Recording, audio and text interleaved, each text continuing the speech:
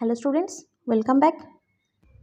আজকে আমরা ABTA test পেপারের 118 পেজের অঙ্কগুলো শুরু করব।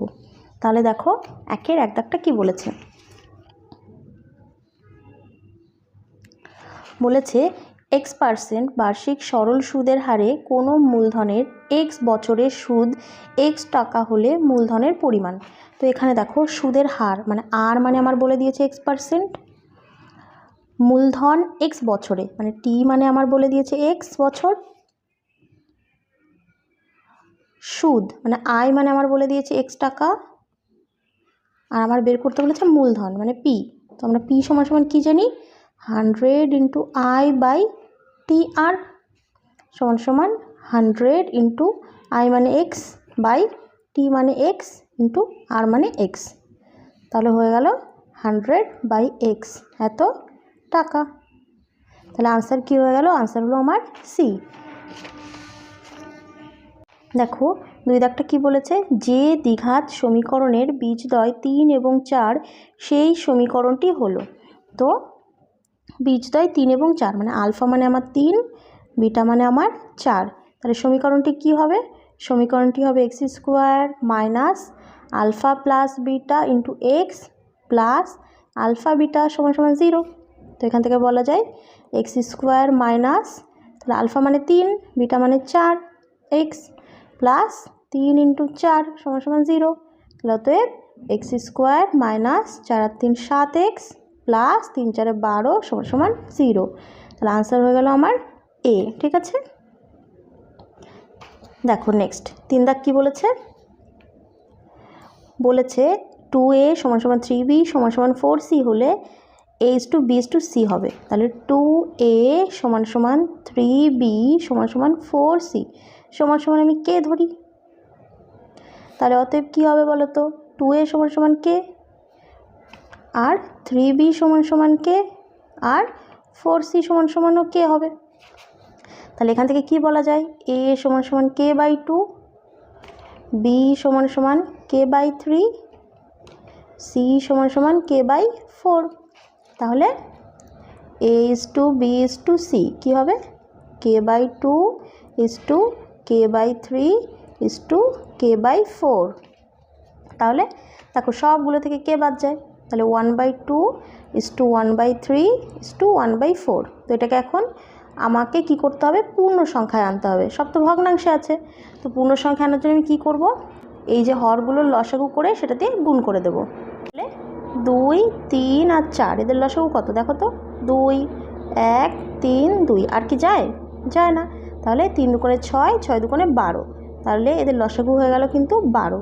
তাহলে 12 দিয়ে আমি সবগুলোকে গুণ করব, 1/2 ইন্টু 12 1/3 ইন্টু 12 1/4 ইন্টু 12। তাহলে 6 3 4 12 3 4 12 মানে 6:4:3। তো আনসার কী হবে, আনসার আমার হয়ে যাবে ডি। ঠিক আছে, দেখো নেক্সট অঙ্ক। দেখো 4 দাগ কী বলেছে, x সমানুপাতি y হয় তখন কি বলেছে, x² সমানুপাতি y³ হবে, না x³ সমানুপাতি y² হবে, না x সমানুপাতি y³ হবে, না x² সমানুপাতি y² হবে। তো আনসার হবে ডি, কারণ x সমানুপাতি যদি y হয়, দেখো উভয় পাশে আমি যদি স্কোয়ার ভাবি তাহলে x² সমানুপাতি y² হবে, কিন্তু x² সমানুপাতি কিন্তু y³ হয় না। একইভাবে x³ সমানুপাতি y² কিন্তু হয় না, আর x সমানুপাতি y³ হয় না। তো আনসার হবে আমার ডি। ঠিক আছে, আনসার হবে ডি। 5 দাগ কী হবে বলো, 1 রেডিয়ান পরিমিত কোণটি হবে। তাহলে 1 রেডিয়ান সমান সমান কত আমার, সেটা কি কোণ হবে, সূক্ষ্মকোণ না সমকোণ না স্থূলকোণ না সরল কোণ। তো আমরা কি জানি, আমরা জানি পাই রেডিয়ান মানে 180 ডিগ্রি, আমরা জানি।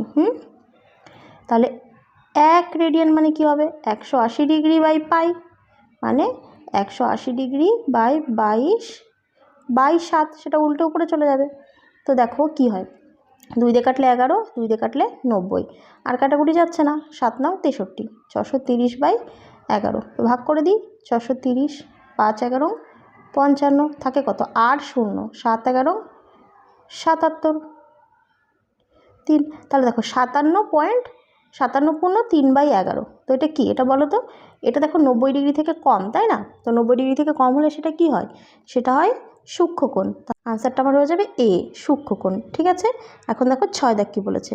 √125 থেকে √5 বিয়োগ করলে বিয়োগফল হবে। তাহলে √125 মাইনাস √5 সমান সমান দেখো 125কে যদি আমি উৎপাদকে বিশ্লেষণ করি কি হয়? 5 দুগুণে 10, 5 5 25, 5 5 25, তাহলে 5 গুণ 5 গুণ 5, আর এখানে -√5 থাকলো। দেখো রুটের মধ্যে দুটো 5-এর জন্য একটা 5 বেরিয়ে এলো, আর এই একটা 5 কিন্তু থেকে যায়, -√5।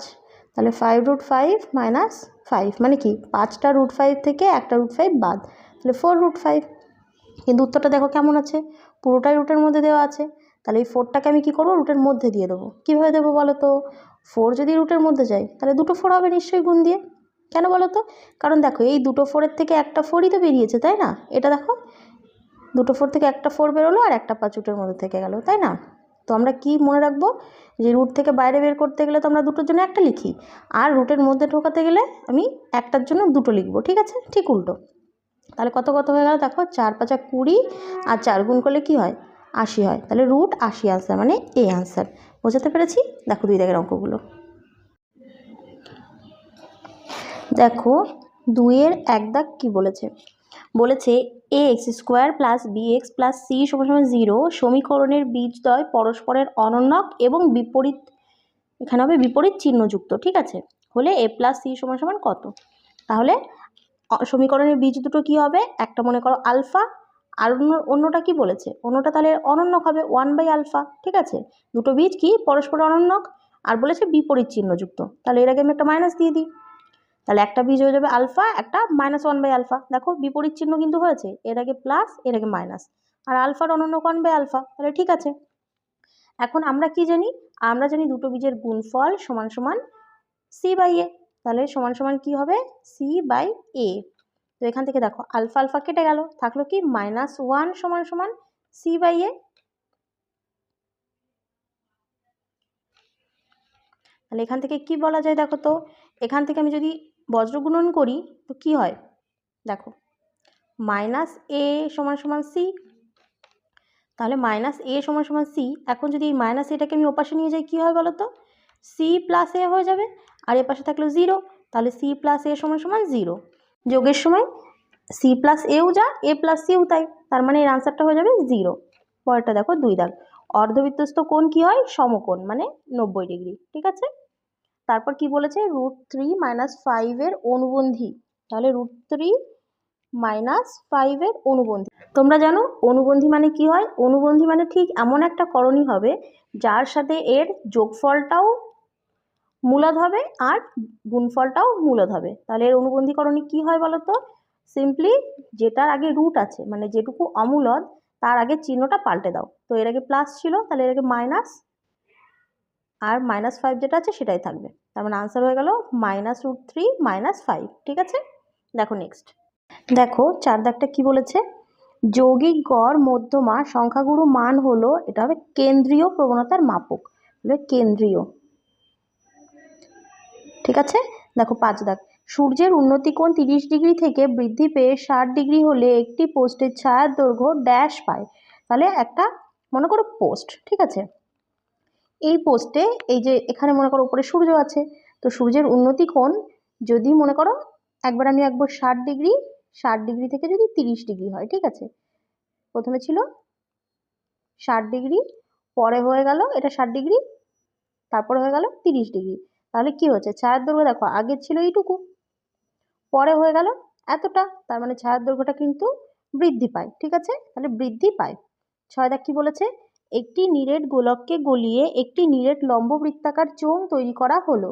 গোলক ও চোঙের আয়তন, একটা নিরেট গোলককে গলিয়ে তুমি যখন একটা নিরেট চোঙ তৈরি করছো তখন, মানে মনে করো একটা গোলক, লোহার গোলক, তাহলে গোলকটাকে তুমি যখন গলাচ্ছ তাহলে ওর মধ্যে যতটা লোহা ছিল সেটাই তার আয়তন, সেটা দিয়েই কিন্তু তুমি ওই চোঙটা তৈরি করেছো। তাহলে সেই চোঙের মধ্যে তো সেম পরিমাণেই লোহাটা আছে, তাই না? তার মানে আয়তনটা কিন্তু একই থাকে, তাহলে চোঙের আয়তন একই। ঠিক আছে। দেখো 3 দাগের অঙ্কগুলো কি বলেছে, সত্য বা মিথ্যা লেখো। 1 দাগ, যদি দুটি সংখ্যার অনুপাত এত এবং তাদের গসাগু 7 হয় তবে সংখ্যা দুটি হলো।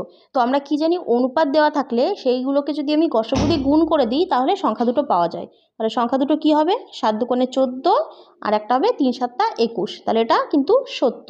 2 দাগ কি বলেছে, এই সমীকরণের বীজদ্বয় বাস্তব।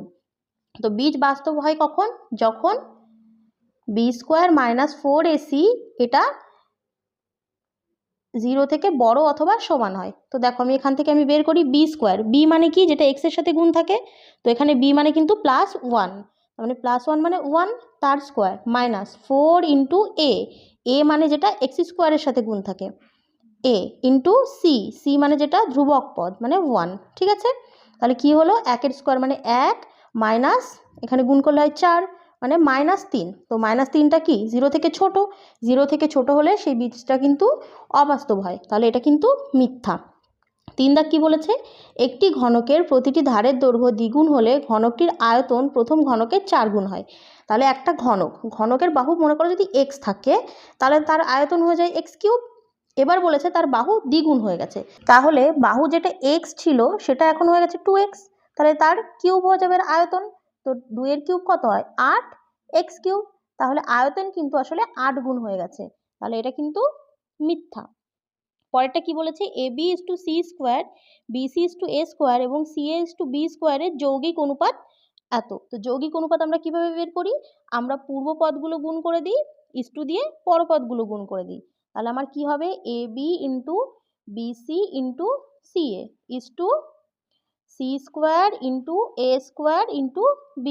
তাহলে কি হলো দেখো, এটা গুণ করলে দেখো a² b² c² ইস্টু এখানেও a² b² c²। তো কেটে গিয়ে কি থাকে, 1:1। তাহলে এটা সত্য। পরে 5 দাগ কি বলেছে দেখো, বলেছে একটি লম্ববৃত্তাকার চোঙের ব্যাসার্ধের দৈর্ঘ্য 2 একক। তাহলে আর মানে আমার বলে দিয়েছি কিন্তু 2 একক। চোঙটির যে কোনো উচ্চতার জন্য, তাহলে উচ্চতা কিন্তু ফিক্স নেই, যে কোনো উচ্চতা, তাহলে আমি উচ্চতা মনে করলাম h। ঠিক আছে, চোঙটির আয়তন এবং বক্রতলের ক্ষেত্রফলের সাংখ্যমান সমান হবে। তাহলে দেখি এটা সত্য না মিথ্যা। তাহলে চোঙটির আয়তন কি হবে বলো তো, আয়তন আমরা জানি πr² হয়। তাহলে পাই আর মানে তোমার 2, তাহলে 2 এর স্কোয়ার ইন্টু h মানে 2 এর স্কোয়ার মানে কত হয় 4, তাহলে 4πh। ঠিক আছে, এত ঘন একক। আর কি বলেছে, বক্রতলের ক্ষেত্রফল। তো বক্রতলের ক্ষেত্রফল, চোঙের বক্রতলের ক্ষেত্রফল কি হয় 2πrh। তাহলে 2πr মানে 2h, তাহলে 2 দুগুণে 4πh এত। এটা কিন্তু বর্গ একক। এবার দেখো এদের একক আলাদা কিন্তু মানটা কিন্তু এক, যে সংখ্যাটা আছে সেটা কিন্তু এক। দেখো সেটাই বলেছে সাংখ্যমানটা সমান হবে, একক এক হবে সেটা কিন্তু বলেনি, তাহলে সাংখ্যমান তো একই হবে, তাহলে এটা সত্য। এবার দেখো 6 দাগটা কি বলেছে, 3 14 18 20 5 তথ্যের মধ্যমা 18।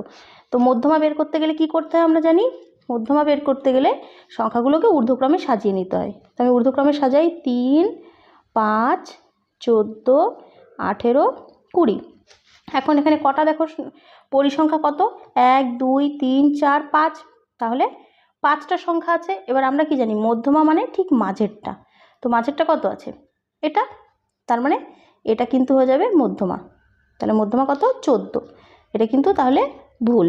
এবার যদি এখানে 5টা না থেকে 6টা সংখ্যা থাকতো, মনে করো 3 5 14 18 20 22, তাহলে 6টা সংখ্যা, তাই না।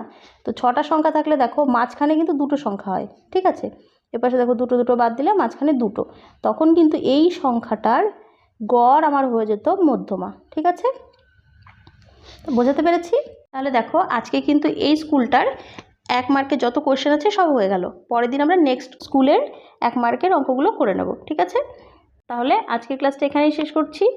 কেমন লাগলো কমেন্টে জানাতে ভুলো না, ভালো লাগলে অবশ্যই বন্ধুদের সঙ্গে শেয়ার করো। দেখা হবে পরের ক্লাসে, টাটা।